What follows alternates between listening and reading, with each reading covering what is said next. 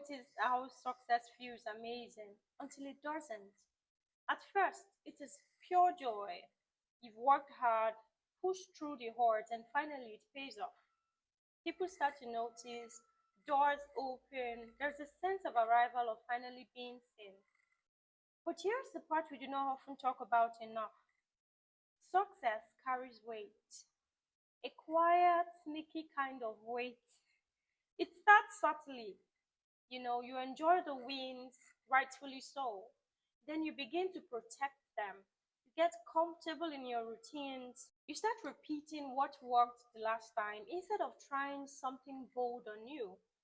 The comfort that success brings can feel like safety, but it often leads to stagnation. What once made you hungry now makes you cautious.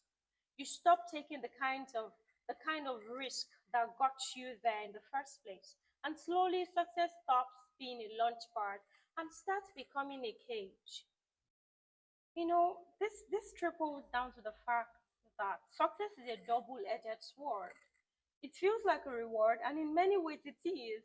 It gives you recognition, security, and a sense of arrival. But what we often fail to see is that it carries weight.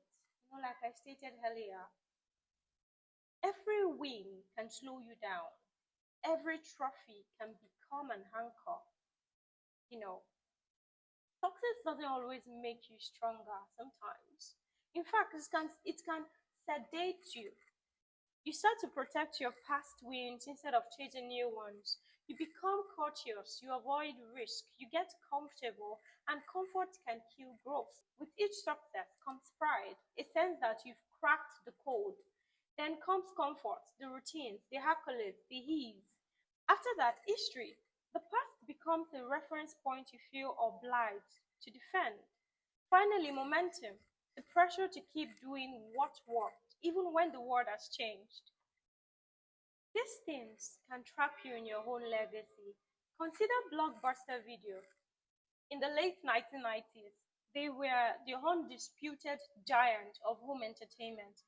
At their peak, they had over 9,000 stores and revenues in billions. But success made them slow. They passed on the chance to buy Netflix for $50 million in 2000, a move they laughed off. They couldn't pivot. They didn't want to risk what they had built. Today, Netflix is worth over $150 billion.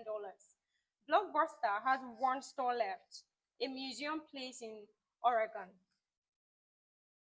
Now, think about Netflix.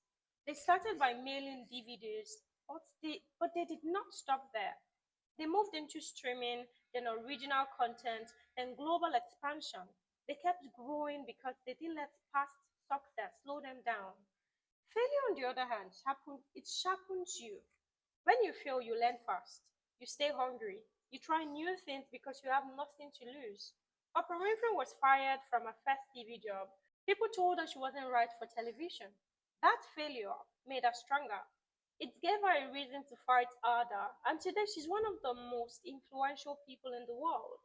Michael Jordan didn't make his high school varsity basketball team at first.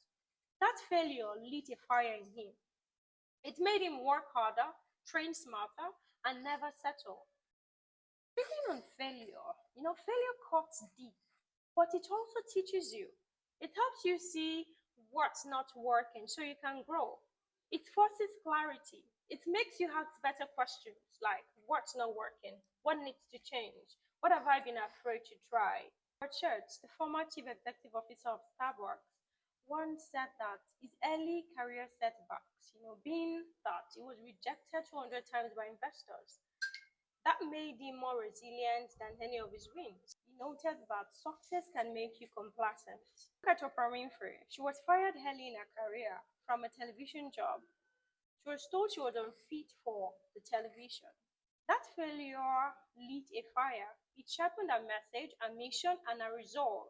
She didn't just rebound, she transformed the media industry because she stayed dangerous after a loss, not safe after a win.